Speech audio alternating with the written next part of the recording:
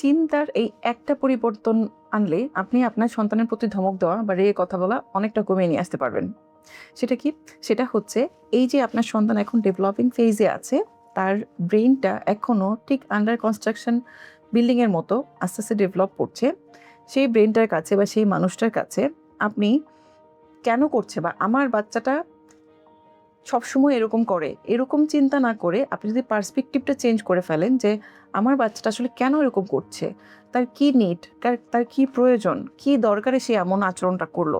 আপনি জাস্ট এই শিফট বা এই চেঞ্জটা নিয়ে আসতে পারেন পার্সপেক্টিভের সাইডটা থেকে। তাহলে আপনি দেখবেন আপনার নিজের অনেক ফ্রাস্ট্রেশন, আপনার নিজের অনেক ধমক, চিৎকার কমে আসছে। একটা উদাহরণ দিয়ে বলি। সেটা হচ্ছে যেমন ধরেন আপনার বাচ্চাটা হয়তোবা অনেক বেশি স্ক্রিন টাইম দিচ্ছে। আপনার মনে হলো আমার বাচ্চাটা অ্যাডিক্টেড হয়ে গেছে। এর চাইতে আপনি যদি এভাবে চিন্তা করেন যে কেন আমার বাচ্চাটা স্ক্রিন টাইমে বেশি সময় কাটাচ্ছে? সে হয়তোবা তার যে এই যে ডেভেলপিং ফেজে আছে সে অনেক বেশি অ্যাক্টিভিটি বা হচ্ছে তার ব্রেইনটা সারাক্ষণ কিছু না কিছু করতে চাচ্ছে এবং ব্রেইনটা এঙ্গেজ এবং ইনভলভ থাকতে চাচ্ছে। কিছু না কিছু কনজিউম করতে চাচ্ছে। সেই জায়গাতে তাকে যদি অ্যাক্টিভিটির সাথে ইনভলভ করেন এবং খেলাধুলা বা হচ্ছে ইনডোর গেম এরকম বিভিন্ন কিছুর সাথে যদি আপনি ইনভলভ করেন, আপনি নিজে ইনভলভ হন, তখন দেখবেন আপনার ওই যে শিশুর স্ক্রিন অ্যাডিকশন এখান থেকে চেঞ্জ হয়ে তার কী দরকার সেই সলিউশনে আপনি গিয়েছেন। আবার মনে করেন যে আপনার শিশু আপনি কোথাও গিয়েছেন, সে প্রচণ্ড কান্নাকাটি জেদ দেখাচ্ছে। আপনি ভাবলেন যে আমার বাচ্চাটা জেদি হয়েছে। ঠিক এই চিন্তাটা থেকে আপনি যদি পরিবর্তিত হয়ে এভাবে চিন্তা করেন যে কেন আমার বাচ্চা এরকম জেদ দেখাচ্ছে?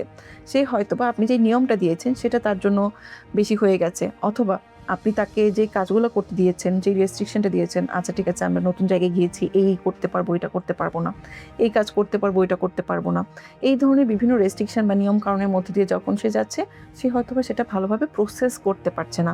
তখন সে জেদ দেখাচ্ছে, একটা ছোট্ট জিনিস নিয়ে কান্নাকাটি শুরু করে দিয়েছে।